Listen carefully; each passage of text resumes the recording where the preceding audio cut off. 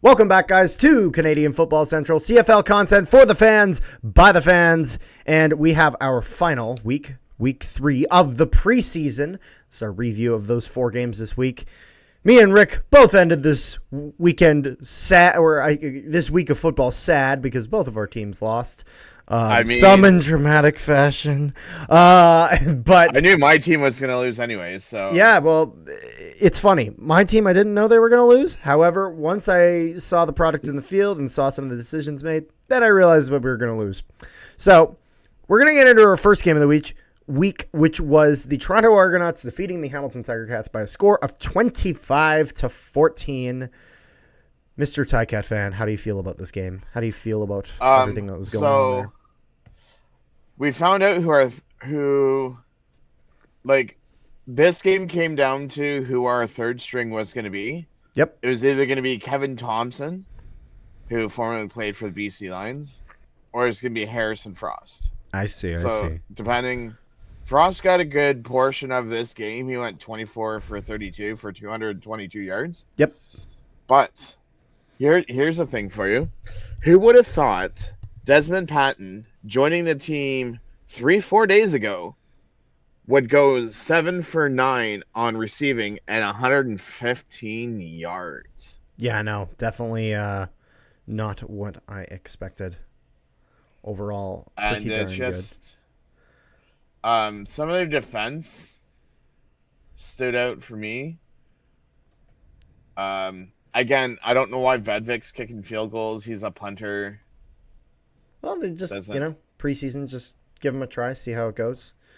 It's always good to give those guys some opportunities in the preseason just to see if anything does go. Now, one thing I will say, as of note of the game here, is that it appears like, at least from what I see, that the Ticats lose this game mostly in the first half, in the sense of where they come out flat, absolutely nothing in the first quarter. They get themselves a field goal in the second quarter. They're able to outscore Toronto in the third, but when you get outscored 3 quarters in the game, it's kind of hard to come out of that. Well, it's kind of hard when you go 2 first downs, and I think the first quarter or first half. But we knew we were playing our B team and our third and our threes. Yep. So it's just basically who's making practice roster. Yeah. No. Who's going to be backups? Yeah. I mean, now one thing I will say is if we're looking on the Toronto side of things, so Cameron Dukes goes 10 for 12, 129 yards. Brian Scott 6 for 11. Yikes, not exactly what you're looking for. He's able to get 116 yards on that. So if he's able to get more of those completions, he'd be decent, but that's not ideal. Oh. Nick Arbuckle, 5 for 7. What was it, Rick? When we were watching this yesterday, as soon as Cameron Dukes came out, yep, the backup quarterbacks had a hard time against our D-line, our backup D-line yesterday. Yeah. I know Chad Kelly's out. Cameron Dukes is their starter. Don't get me wrong, Dukes played phenomenal yesterday. Yeah. Something happens to Dukes, they are effed. Yeah, no, it's one of those things where is Dukes going to be able to carry this team the same way that Chad Kelly did? Doubt it. However, it's one of those things where if a guy like Dukes goes down and you then have to go on to your third string quarterback as your starter for this team and leading this team, despite the fact that the rest of the team is put together well, having that quarterback out and having someone who's, less experienced, doesn't have the same skill set as Chad Kelly or even Cameron Dukes as a backup, that's going to be difficult to keep that team's offense moving. So even if the defense is doing well for Toronto, if they can't get the offense going, and then that's the issue that they have, that could be something that's not ideal. And actually, we'll get to it in the preview, but Toronto has a few options, and I definitely want to explore that when we do our preview, which should be coming out the day that this comes out. This will be coming out on the Sunday. This should be our video on the East should be coming out later on Sunday, so make sure you guys check that out for more. Kevin Mattel. So here's the thing. is Kevin Mitchell was the first round draft pick that they got from us when we swapped in the Jordan Williams trade. Yep. And then Jordan Williams decides to take a hike and doesn't want to play anymore. However, Kevin Mitchell did have a good game today. I'm thinking today. This was yesterday. He did go 5 for 6 for 104 yards and a touchdown. Yep. His longest was an 82-yard pass. So, I mean, I see potential in him on their team. But yeah, they're Larham. I'm not even going to try to pronounce his last name because I'm just going to butcher it. He did well yesterday. Oh yeah. Yeah, the only issue I see here mostly is like if I'm looking at this game, if I'm a Ticats fan, I'm not too worried in the sense of that there's a lot of guys that weren't playing this game that were sitting out.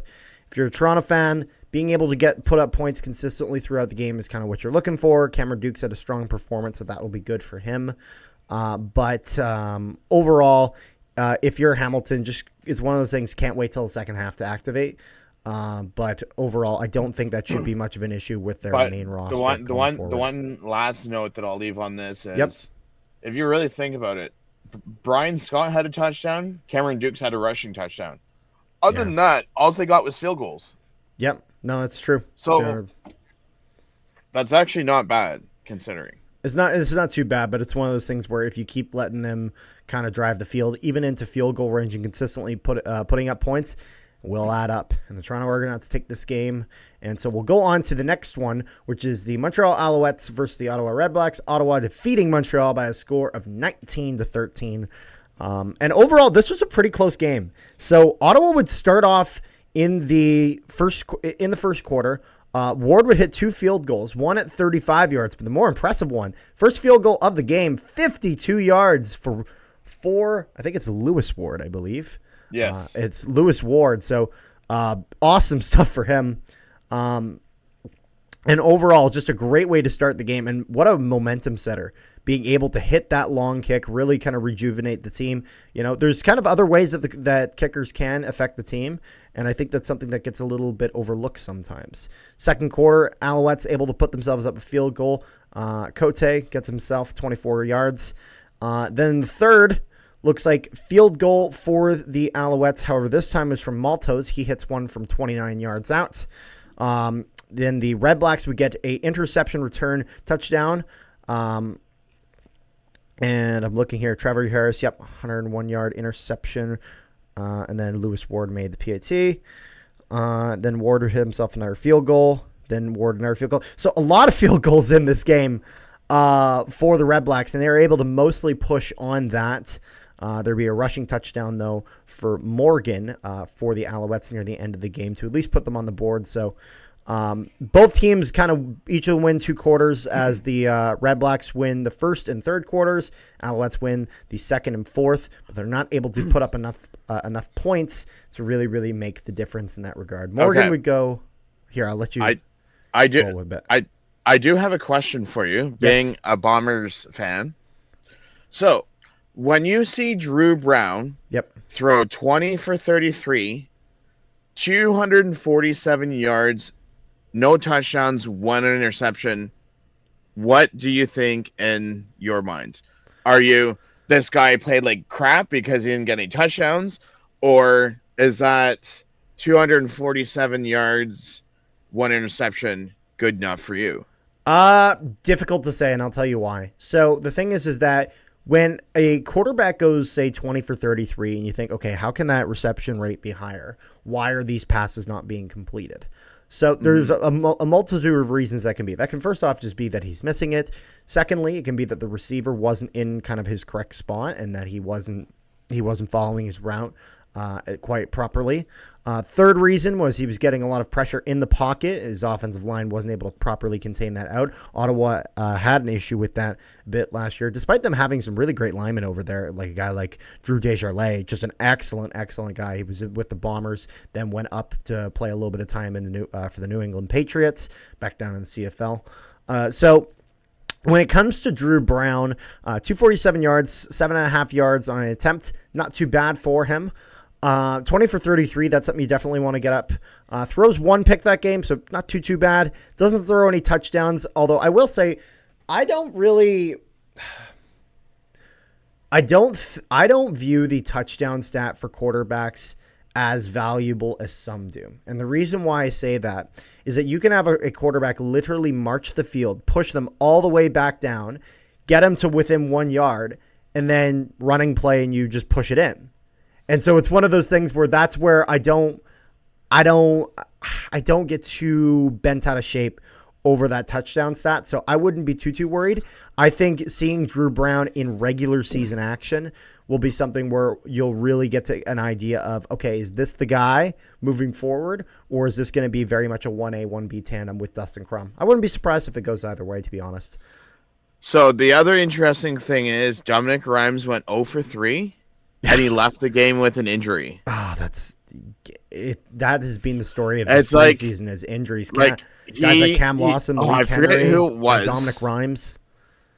I forget who it was. He went to go catch the ball because I was watching a bit of it today. He went to go catch the ball, and as he caught the ball, someone rocked him. I think it was in like the first half, if I'm not mistaken, because the benefits of 48-hour video on demand, you can go watch the game the day after. Yeah, I know. I will say it was a decent night for Red Blacks receivers. Pimpleton had a nice game, 83 yards on 5 receptions. Braylon Addison would go get 64 yards on his 6 receptions. McDaniel, 40 yards on only 2 receptions. So good job for McDaniel for the limited opportunities he was getting. And overall, the Red Blacks were able to kind of do okay. If I'm looking on the Alouettes side of things, Rambo was 67 yards on 3 receptions. Great job for him. And I think you were telling me something about Rambo. Which I will get into our East preview because it's our East preview. Oh, okay, yeah, no, I can't remember exactly what it was, but I know that you mentioned it. So we'll mention that in the preview. And then I see here rushing yards. A lot of different guys that they had rushing here. That's Montreal. Ottawa. Looking at Montreal. Scott third, 61 yards rushing. Not too bad. The interesting thing here. Yep. As soon as I bring this up, you're going to be like, why didn't they keep the other person? Mm-hmm. And you know exactly who I'm thinking about. Lewis Ward went 4 for 6. He missed 2 field goals. When he kicked him, it hit the right goalpost and went right. The other one hit the left and went left. Not getting any luck. Devontae Dedmon. Oh, yeah. Got a kick return touchdown only for one of his teammates to be holding someone. And they called it back. That's just it can sometimes feel so defeating when you have such an excellent return, but some dipshit got a holding or the legal block, or it just blows the whole thing up. But overall, Red Blacks were able to come away from this game 19-13 victory over the Alouettes.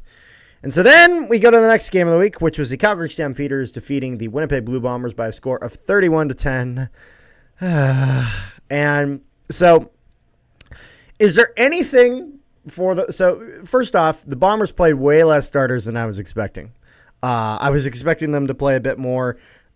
Some of those guys barely even touched the field. Not even Straveler touched the field. They were rolling their third string the whole way through with Terry Wilson. And Terry Wilson, I wanted to see a bigger sample size of him because I thought he was very, very good in the fourth quarter of the last game.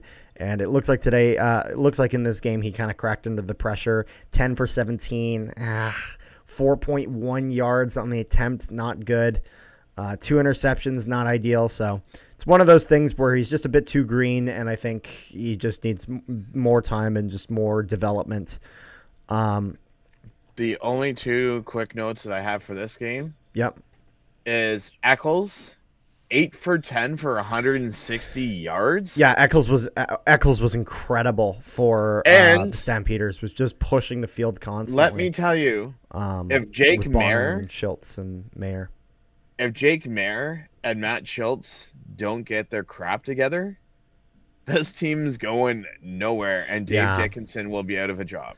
No, it's one of those things where, like Mayer, when I mean, he only went 4 for 5 for 92 yards, but Matt Schultz went 5 for 13 for 101 yards. well, and you know what's interesting is that Mayer only got 5 throws this game, and so it'll be interesting when we get to the regular season, where Jake Mayer makes 10,000 throws a game and hits 5,000 of them, because that's the way that they go. They give Mayer just a ton of throws, and he'll be leading the league in like the amount of yards he's thrown, but he'll also lead the league in picks, which was how that went last year. So, I could just imagine what our week 1 preview is going to be like. I'm excited for our week 1 review. Like we'll do our preview and that will be fun. But once we see like, oh boy, this team looks way better than it does, or oh boy, this team fell off a cliff, it'll be interesting exactly how all that goes, because we're gonna get some shockers. Odom's Dukes week 1 for sure with some good receptions here.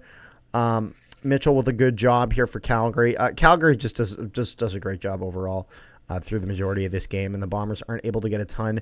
If there is any, if there is, I don't see anything from your team. Like no receiving yards, no nothing. I'll tell you what I do. You guys only had 80. We need a returner. Yards. Smith with a punt return touchdown, 109 yards. This is something with that void with Janarian Grant. You guys got one. I thought you were only kidding. No, punt return touchdown for Smith, 109 yards.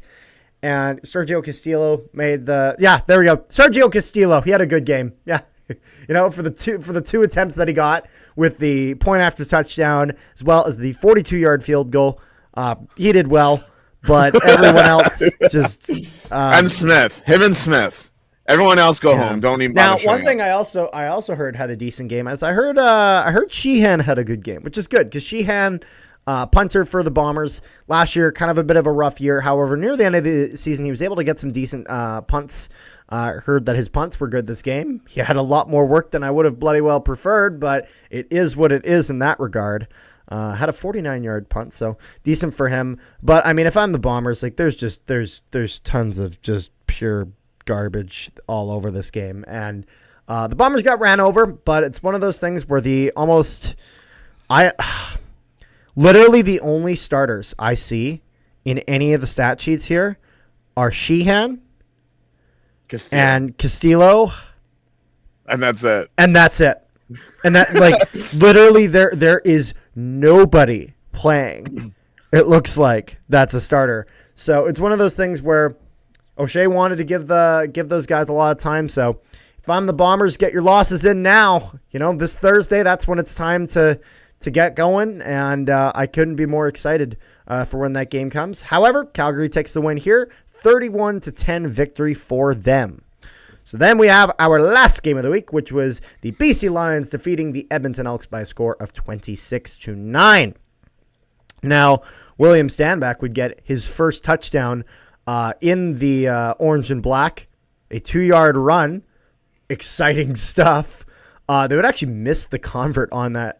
But however, it's one of those things where if you're Edmonton, giving up 17 points in the second quarter, my goodness. This game I actually watched. Oh, yeah? Yeah. So first off, Rick? Vernon Adams goes down. Jake Dolegala is going to return to the Jake Dolegala from Saskatchewan. The guy throws 118 yards, 1 touchdown, 2 picks. Yeah. Also known as he'll have a blaze of glory, but then it will all fall apart. Then I don't even know who the Edmonton Elks short yardage quarterback's going to be. I have no idea. My God, it was so painful to watch McDonald yesterday at the 1-yard line 3 times, and the bugger still could not get in the end zone. Not 3 times at the end zone. Yikes! Not ideal. And not only you should say 5 times, because BC also got it on defensive line penalty, and then they got a first down. So they tried 5 times and they still couldn't get it. Yep.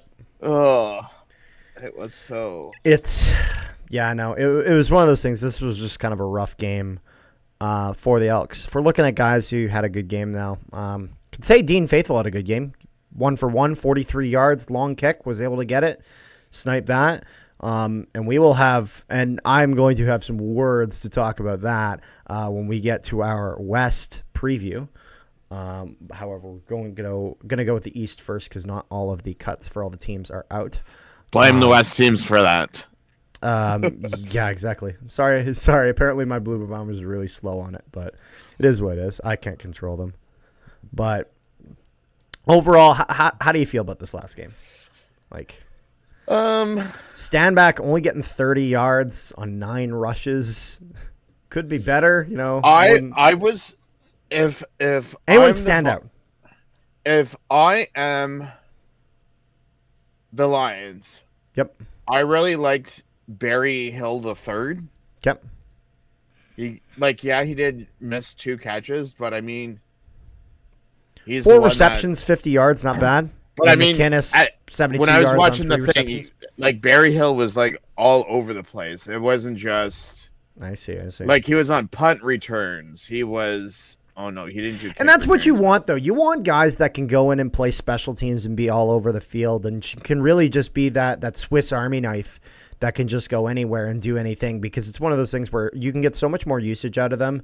And for the amount of money that you're spending on that contract, being able to have them on the field more and more and more and get that usage and get that play time up and get them, it's one of those things where I remember from when I played in football, if you went on the sidelines for a long period of time without someone hitting you in the chest, without moving around, without being in kind of all of the violence, it then kind of meant that first play back in, you had a little bit of, you had to get used to it again. So I think being on the field all over the place, taking that time in the special teams, taking that time on offense or defense whenever you're on, for Barry Hill, obviously that was on offense, is a good thing to have. And generally, overall, looks like the Lions played a good game here. Sean White would go 2 for 2, his longest at 45 yards. The BC Lions would defeat the Edmonton Elks by a score of 26-9. Rick, is there anything else you have to say?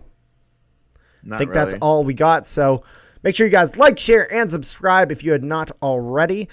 If you want to check out some of my Bomber coverage, check out the Nolan Hockey Podcast. I do game reactions after each of the games, and then I'm also going to be doing a season preview of just the Bombers on that channel. For Hamilton Tiger Cats information, make sure to check out Ticats Talk Network, TTN. Links to both of those channels will be down in the description below.